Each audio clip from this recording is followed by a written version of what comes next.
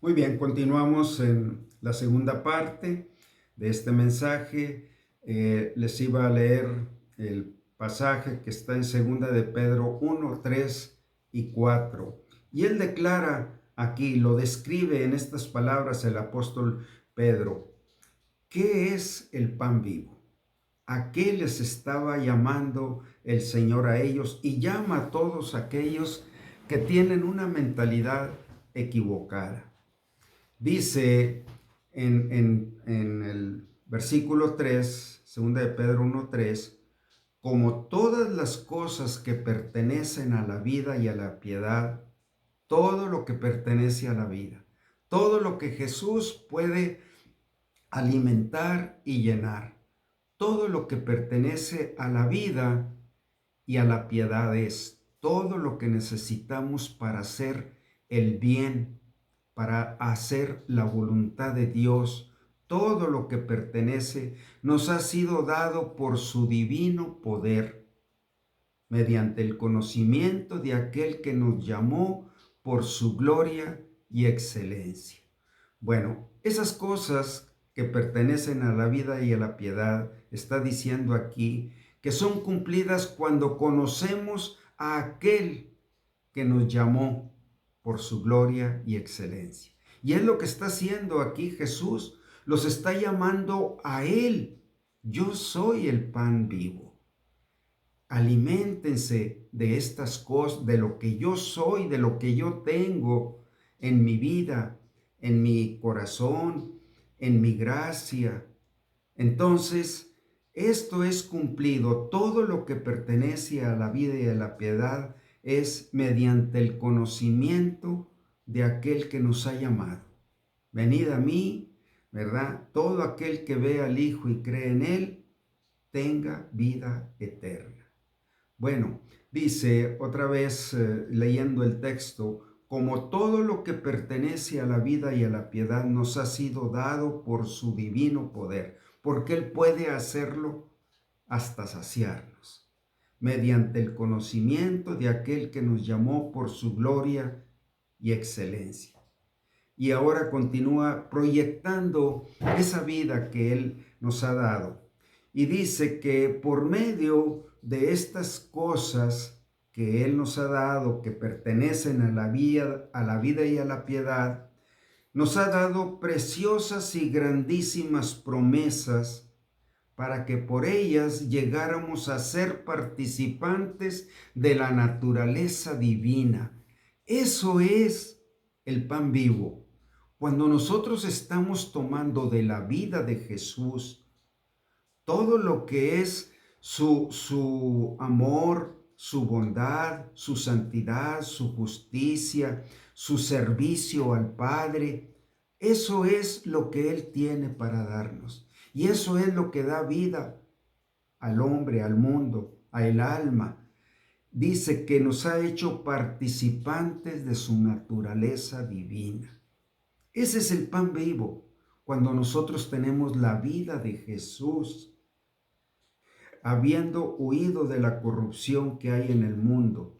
Bueno, cuando nosotros estamos listos para hacer de Jesús el pan vivo, el pan que descendió del cielo, es cuando estamos listos para darle espalda a las corrupciones, a las vanidades, a las ilusiones del mundo, como lo mostraron estos tres hombres. Dos permanecieron en su confusión perpetua para siempre y otro encontró el pan vivo. Bueno, eso es el llamado de Dios. Trabajen para alimentarse, esfuércense, sean perseverantes, sean constantes, sean fieles. Oigan lo que yo tengo, las palabras que yo les doy son espíritu y son vida. El espíritu es el que da vida. Bueno, este es el mensaje de Jesús, este es el llamado.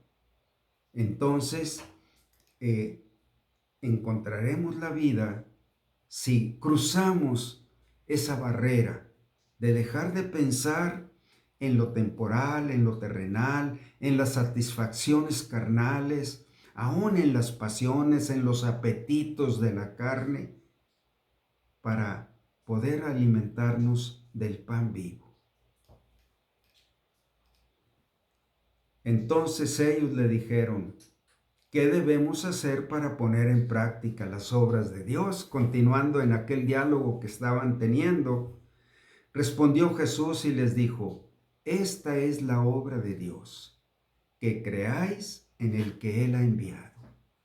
¿Ustedes quieren poner en práctica las obras de Dios? Crean en mí, tomen de mí, aliméntense de mí, sean enseñados por mí, déjense ser instruidos por mí, déjense ser corregidos por mí, ¿verdad? Esta es la obra de Dios, que creáis en el que Él ha enviado. Él va a cambiar tu vida, tu corazón. Nada de lo que hay en las estructuras de tu sabiduría humana, de tus recursos, de tus éxitos, de tus afanes, nada de eso servirá. Creer en Jesús es la gran obra. Bueno, la gran obra porque Él lo hará. Dios no dice solamente déjate alimentar, déjate enseñar, déjate guiar. Esa es la obra de creer en Jesús. Y esa es la gran barrera de renunciar a mi yo para aceptar la voluntad de Dios. Esta es la obra de Dios y esta es la voluntad de Dios, que creas en el que Él ha enviado. Por eso, una persona sin dar ese paso está perdido. Está insatisfecho, inseguro, con temor. Siempre estará careciendo de la vida que da Jesús. Vivir solo para las cosas temporales es lo que Jesús quiso corregir en estos seguidores equivocados. Y al igual que las mayorías, hoy en día Él está diciendo: trabajen no por la comida que perece, sino por el alimento que a vida eterna permanece. Esfuércense en escudriñar, en buscar. Bueno, señala en una parábola de un hombre que buscaba piedras preciosas, que buscaba tesoros y que un día encontró en un campo un tesoro. Y cuando valuó aquel tesoro, fue y vendió todo lo que tenía para comprar aquel campo donde estaba el tesoro. Bueno, el gran campo donde está el tesoro es la voluntad de Dios. Y el tesoro es Cristo.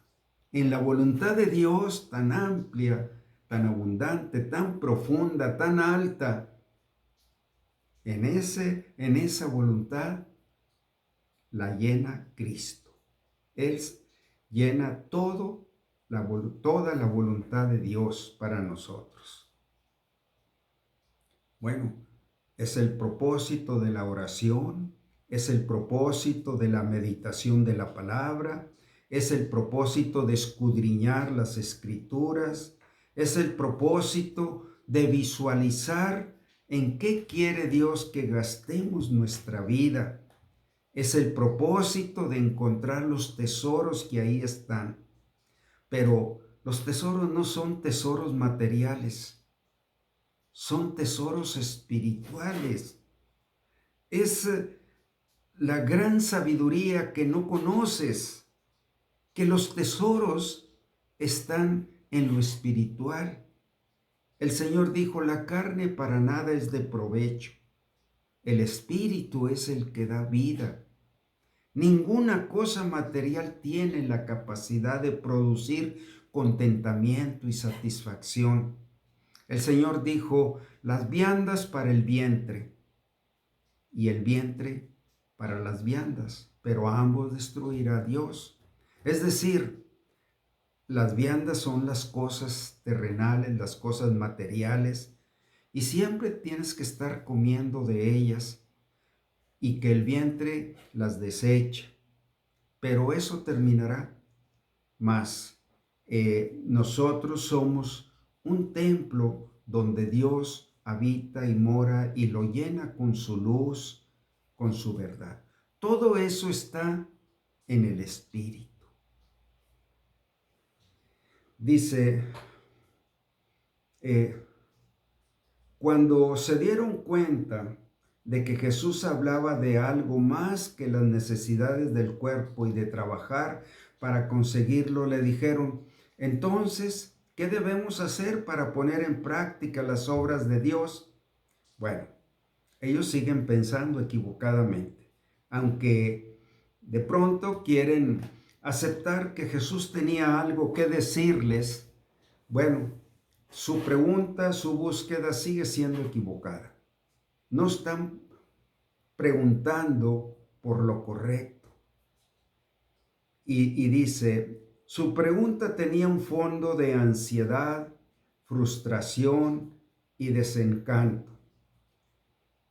Si buscar lo que necesitamos para esta vida no es lo más importante, pensaron ellos, entonces, ¿qué es lo que debemos hacer para estar en la voluntad de Dios?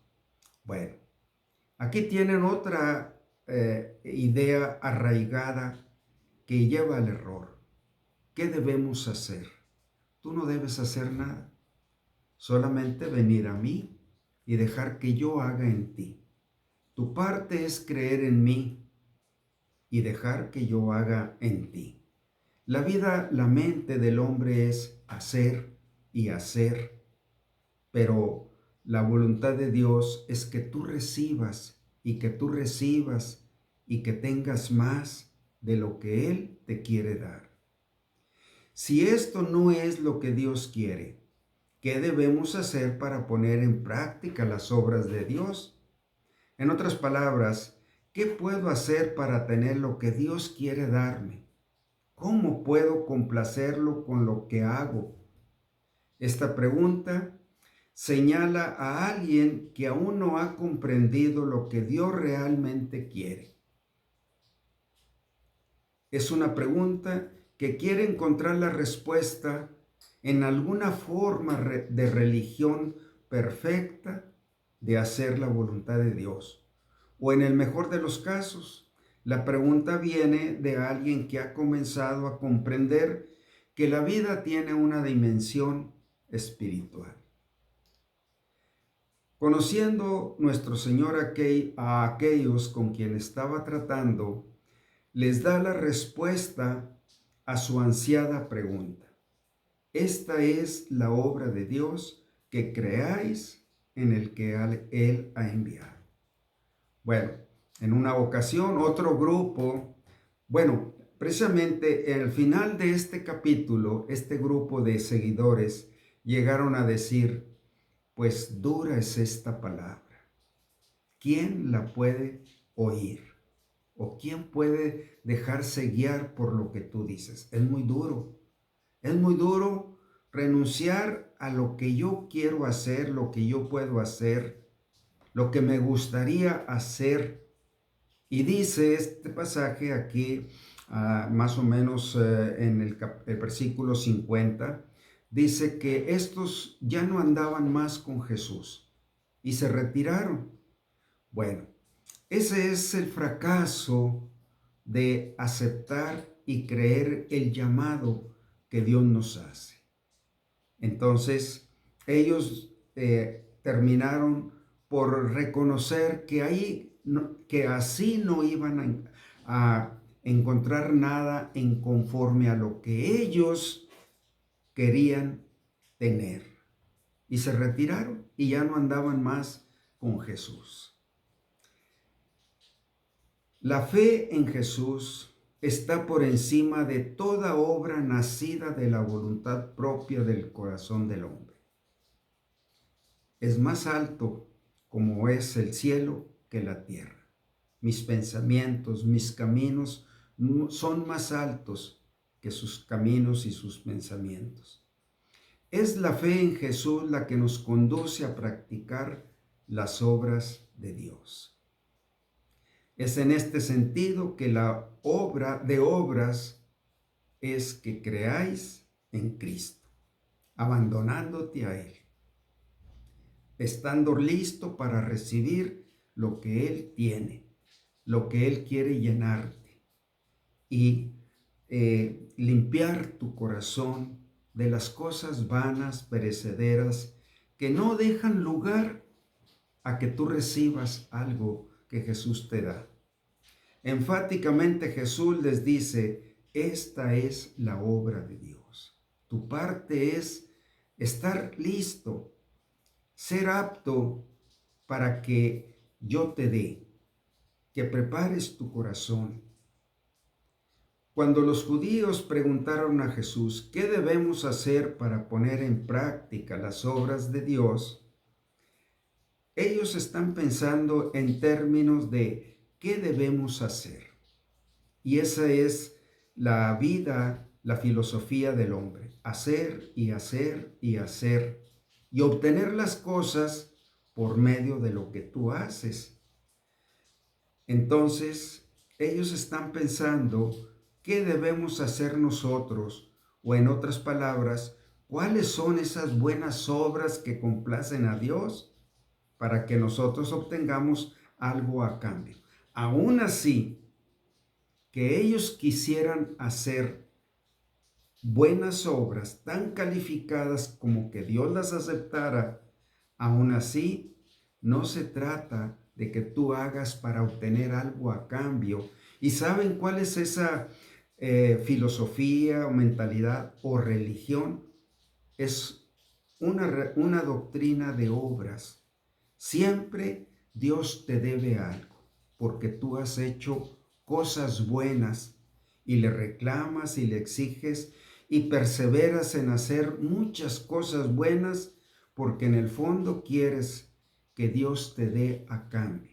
Y eso es como comprar la vida, como comprar la existencia. ¿Con qué puedes tú comprar? ¿Con cuáles obras? Dios no es deudor de nadie.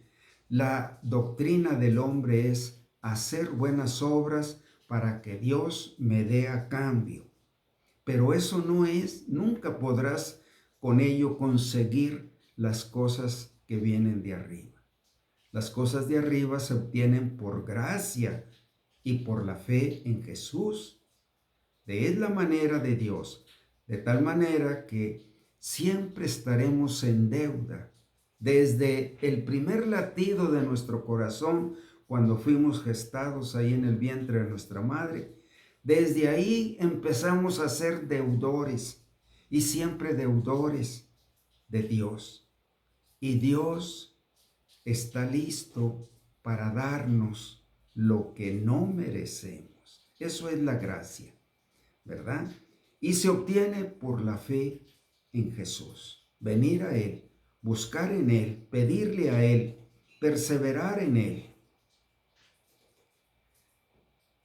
Están pensando en términos de que, qué debemos hacer con tal de asegurar algo a cambio, ¿verdad? Ellos decían, haciendo esto, tendremos asegurado nuestro pan, nuestro bienestar, nuestra seguridad. Estaban aceptando que no se podía ganar el favor de Dios, sino haciendo algo. Y otra vez, la religión descansa en eso, una forma de obras. Las que guía esa religión es la forma de obtener algo a cambio. Así que cuando los judíos le preguntaron a Jesús sobre las obras de Dios, esperaban que estableciera una lista de cosas. Mira, y eso es lo que comprende una religión, un formato de cosas, de ceremonias, de rituales, de buenas obras, y así obtendrás el bien de Dios. Eso no es la doctrina de Dios. La doctrina de Dios es, yo te doy las cosas porque yo soy bueno y porque te amo. y las hago sin que los merezcas, por gracia, y es en abundancia. Pero no es solo lo que dice Jesús, sino esta es la obra de Dios, que creáis en lo que Él ha enviado. Bueno, desde que nosotros aceptamos a Jesús en nuestro corazón, por creer en Él, por querer tener la vida que Él nos da, lo primero que buscamos es tener un lugar asegurado con Dios después que partamos de este mundo. Y eso lo recibimos por gracia y por la fe. Y lo primero que obtenemos es una vida que ha nacido para la eternidad. Una vida que ya tendrá o tiene su nombre inscrito en el libro de la vida. Una vida que nos da la potestad de ser hechos hijos de Dios. Es lo primero que recibimos al venir.